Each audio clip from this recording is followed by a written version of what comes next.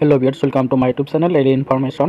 তো যিসকল ছাত্ৰ ছাত্ৰীয়ে তোমালোকে পলিটেকনিকৰ যি কাউন্সেলিং কৰিছিলা কৰাৰ পিছত তোমালোকৰ যি কাউন্সেলিঙৰ ৰিজাল্ট অৰ্থাৎ যি এলটমেণ্ট সেই এলটমেণ্টৰ ৰিজাল্ট তোমালোকে চেক কৰোঁতে তোমালোকৰ এনেকুৱা আহিছে যে you have not been allotted to the any institute in round 1 অৰ্থাৎ ফাৰ্ষ্ট ৰাউণ্ডত তোমালোকক ক'তো চিট দিয়া হোৱা নাই বা তোমালোকে এলটমেণ্ট পোৱা নাই এলটেড কৰা হোৱা নাই কাৰণ কম মাৰ্ক বা প্ৰিফাৰেঞ্চ তুমি ঠিকমতে দিয়া নাছিলা।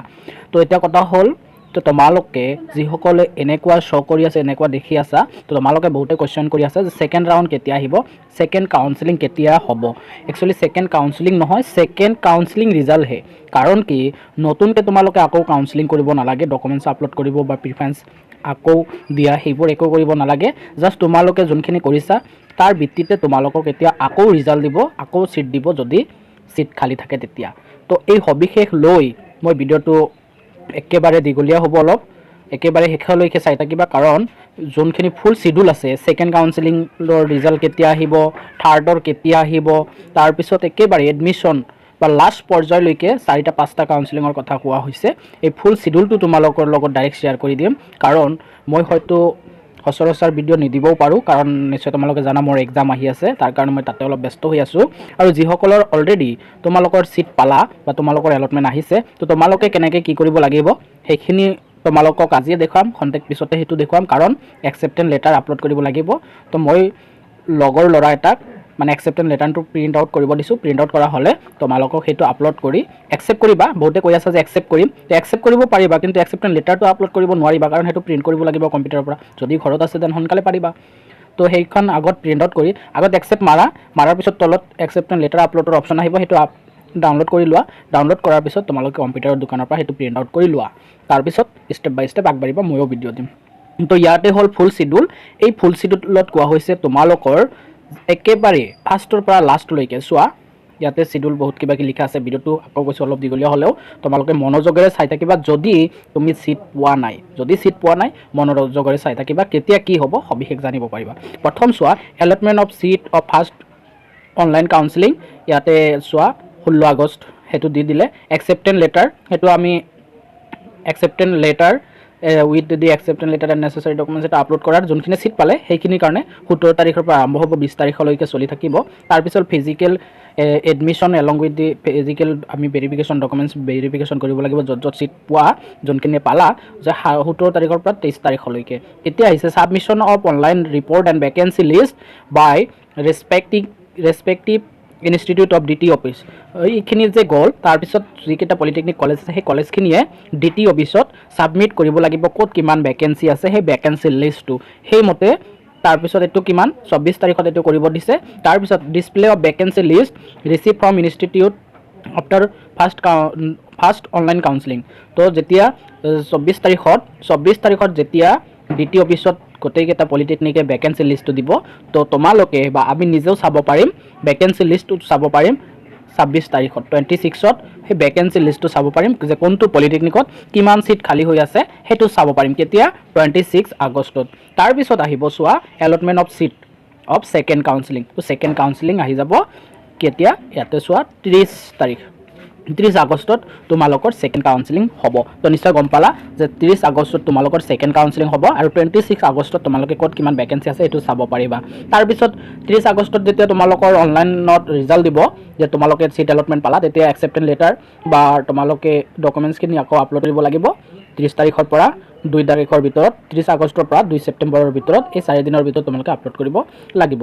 তাৰপিছত আকৌ কৈছে 7 দিনৰ ভিতৰত, মানে ইয়াতে কৈছে যে physical admission along with documents তোমালোকে য'ত চিট পোৱা সেইটো কলেজত অৰিজিনেল ডকুমেণ্টছ লৈ যাব লাগিব তাৰ পৰা 5 ছেপ্টেম্বৰৰ ভিতৰত। তো মই যোনটো পঢ়ি দি আছোঁ এইখন PDF তোমালোকে ক'ৰ পৰা কেনেকৈ ডাউনলোড কৰিবা সেইখিনি লাষ্টত দেখুৱাম, ভিডিঅ'টো শেষলৈ চাই থাকিলে নিশ্চয় গম পাবা। ছাবমিশ্যন অফ অনলাইন আকৌ ভেকেঞ্চি লিষ্টৰ কথা কৈছে যে submission of admission report and vacancy list by respective institute to DT office.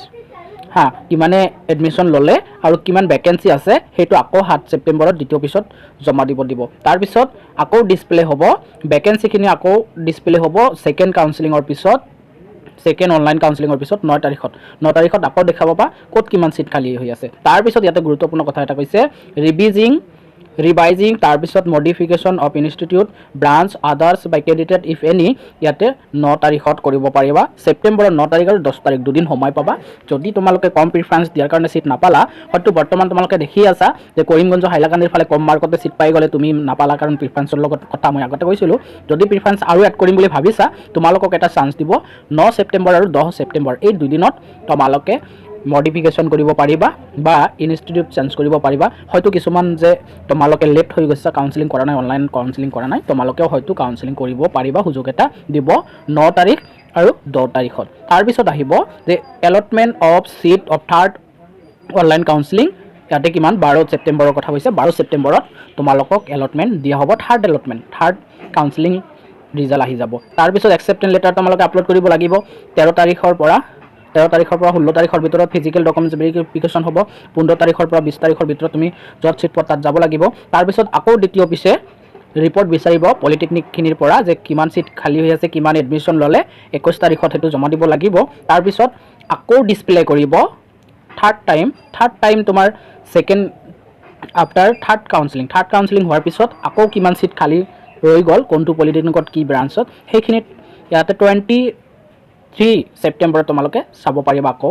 তাৰপিছত allotment of seat of fourth online counselling, fourth allotment আহি যাব। তোমালোকৰ যোনখিনি ছিট নোপোৱা কৰি ৰখিয়ে থাকিবা, সেইখিনিৰ কাৰণে তোমালোকৰ 4 নম্বৰ ৰাউণ্ড আৰম্ভ হ'ব।